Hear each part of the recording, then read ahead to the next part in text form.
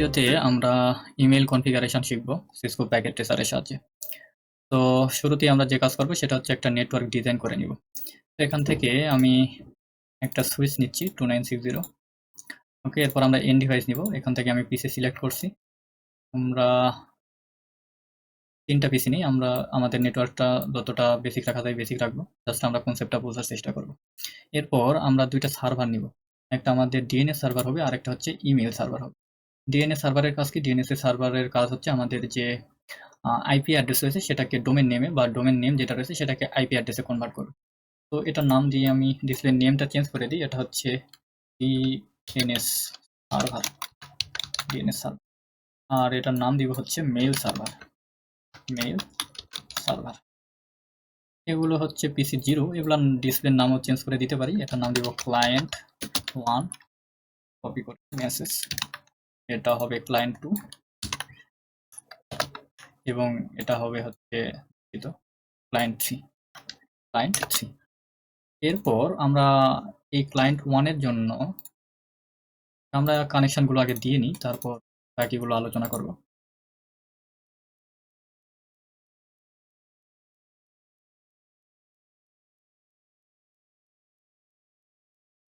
Connection দেওয়া শেষ। তো আমরা একটা নেটওয়ার্ক নিতে পারি। আমরা 10.0.0.0/8 একটা নেটওয়ার্ক, এটা হচ্ছে নেটওয়ার্ক নেটওয়ার্ক। ওকে, তো এই 10.0.0.0 নেটওয়ার্কের আন্ডারে আমরা আইপি গুলো নিয়ে নিই। তার আইপি দিব 10.0.0.0.2 নিলাম। ক্লায়েন্ট 2 এর জন্য 3,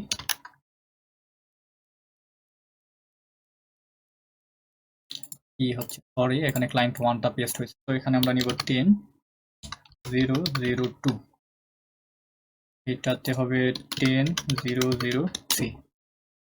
এরপর ক্লায়েন্ট 3 এর জন্য 10.0.0.4। ডিএনএস সার্ভারের আইপি অ্যাড্রেস দিব 10.0.0.10 দিই এবং মেল সার্ভারের জন্য 10.0.0.20। তো আইপি গুলো আমাদের নোট ডাউন করে নেওয়া শেষ। এখন আমরা আইপি গুলো কনফিগার করে নিব। এখানে যাব ডেস্কটপ অপশন থেকে আইপি কনফিগ। এখানে আমাদের ডিফল্ট গেটওয়ে, আমাদের যেহেতু রাউটার নাই সেহেতু আমরা গেটওয়ে দিতেও পারি নাও দিতে পারি, সমস্যা নেই। 10.0.0.1 এটা কপি করে নিই।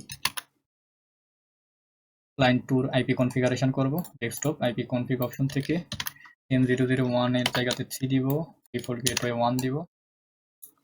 ক্লায়েন্ট 3 ডেস্কটপ আইপি কনফিগ, এটার জন্য 10.0.0.4, এটার জন্য 10.0.0.1। এরপর আমাদের ডিএনএস সার্ভার এবং মেইল সার্ভারের জন্য আইপি কনফিগারেশন করব একই পদ্ধতিতে। এটা হচ্ছে 10.0.0.10, এর গেটওয়ে 10.0.0.1। মেইল সার্ভারের জন্য আইপি কনফিগারেশন করব ডেস্কটপ অপশন থেকে 10.0.0.20, 10.0.0.1। ওকে, তো আমাদের আইপি কনফিগারেশন করা শেষ। আমরা এখন প্যাকেট সেন্ড করে দেখতে পারি সবকিছু ঠিক আছে নাকি।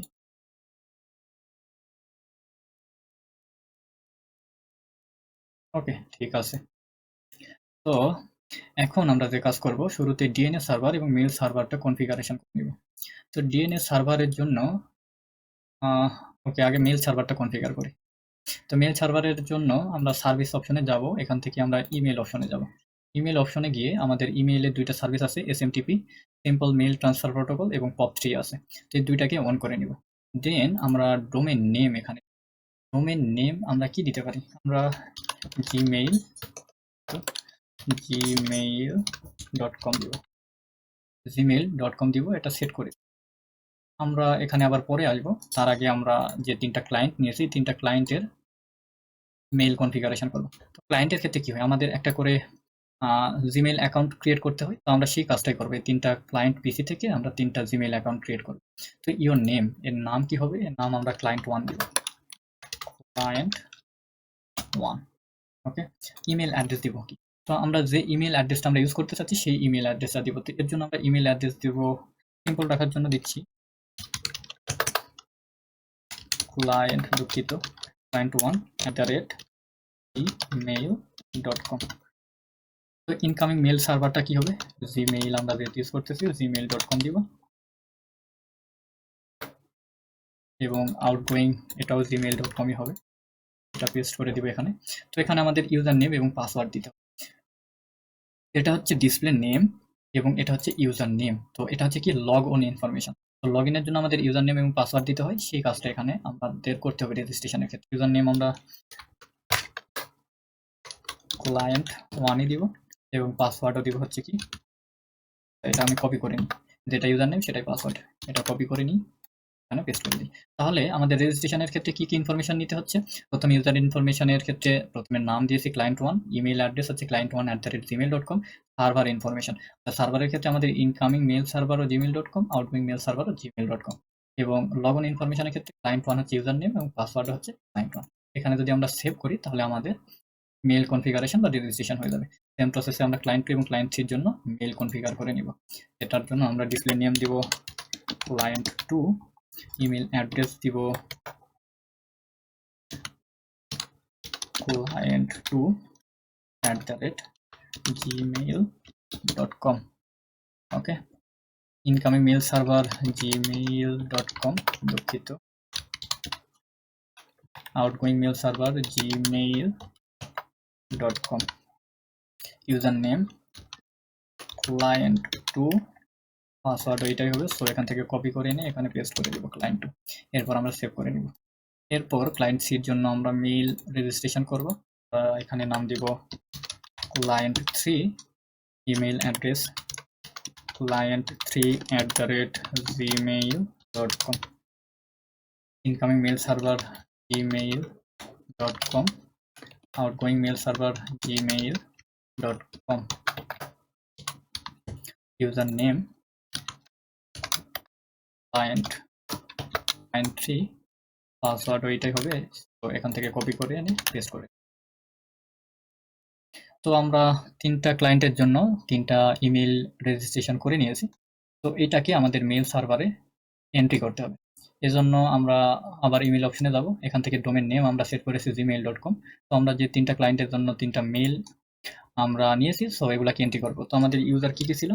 ইউজার ক্লায়েন্ট হিসেবে দিয়েছিলাম না, client1, পাসওয়ার্ড কি ছিল? client1। তো এটার পর আমাদের এখানে প্লাস অপশনে ক্লিক করব, তাহলে client1টা এখানে এন্ট্রি হয়ে যাবে। একইভাবে client2 এবং পাসওয়ার্ড যেটা রয়েছে এটা হবে client2। এরপর প্লাস সাইনে ক্লিক করব, তাহলে এটা এন্ট্রি হয়ে যাবে। client3, পাসওয়ার্ডও হবে হচ্ছে client3। তো আমাদের 3টা যে ক্লায়েন্ট রয়েছে সেই ক্লায়েন্টগুলো আমাদের এখানে এন্ট্রি করা হয়ে গেছে ইমেল সার্ভারে। তো এখন আমরা এই ইমেল সার্ভারটাকে ইউজ করতে পারবো। আমরা এখান থেকে একটু দেখে নিই, মেইল কনফিগার, মেইলে গেলে আমরা এগুলোকে আবার চেঞ্জ করতে পারি আমাদের মতো করে।